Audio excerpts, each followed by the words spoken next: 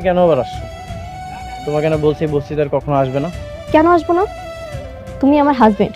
Viewers, আপনারা একটা বিষয় চিন্তা করে দেখুন, যখনই অনিক তার সন্তানের কথা শুনেছে শুরুর দিকে সে খুশি হয়েছিল, কিন্তু যখনই শুনেছে যে তার ডিএনএর সাথে তার সন্তানের ডিএনএ মিলছে না, আর তখনই অনিক এই সন্তানকে স্বীকৃতি দিতে আর চাচ্ছিল না, কারণ সে মনে করেছে যে এই সন্তান তার নয়। আর ডিএনএ রিপোর্ট তো এমনটি বলেছে, কিন্তু এখানে মাস্টারমাইন্ড দোষ হচ্ছে রাতুলের কারণে মেঘলা এবং অনিকের মধ্যে দূরত্ব সৃষ্টি হয়েছে। তো ভিউয়ার্স, সাব্বির তো মেঘলাকে যে কথাগুলো বলেছে সেই কথাগুলো তো একেবারে সত্যি। সে অবস্থায় অনিকের জায়গায় যদি মেঘলা থাকতো তাহলে হয়তো বা মেঘলাও এমনটি করতো।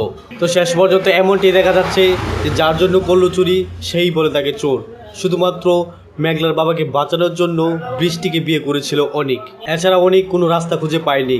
মেঘলা এবং তার পরিবারের জন্য অনিক কি করেনি। অনিক মূলত তাদের সকল বিপদ আপদে পাশে ছিল এবং এখন পর্যন্ত আছে। তো শেষ পর্যন্ত নিজেই তার পাপের প্রায়শ্চিত্ত করছে মেঘলাদের বস্তিতে থেকে। সে মূলত টাকা পয়সা অর্থ সম্পদ সবকিছু ছেড়ে সে মূলত নিজেকে খোঁজার জন্য বস্তিতে পড়ে রয়েছে। এছাড়া ভিউয়ার্স, অনিক মূলত পাগলের মতো হয়ে আছে। তো ভিউয়ার্স, সবকিছু মিলে খুবই ইন্টারেস্টিং হয়েছে গরিব ঘরের রাজপুত্র নাটকের প্রত্যেকটি এপিসোডই।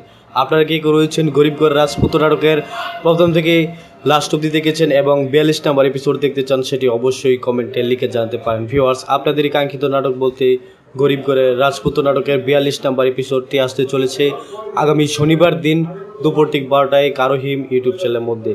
তো ভিউয়ার্স, আশা করি বুঝতে পেরেছেন। সকলে ভালো থাকবেন, সুস্থ থাকবেন এবং পরবর্তী ভিডিও দেখার মতো জানিয়ে আজকের মতো এখানেই আল্লাহ হাফেজ।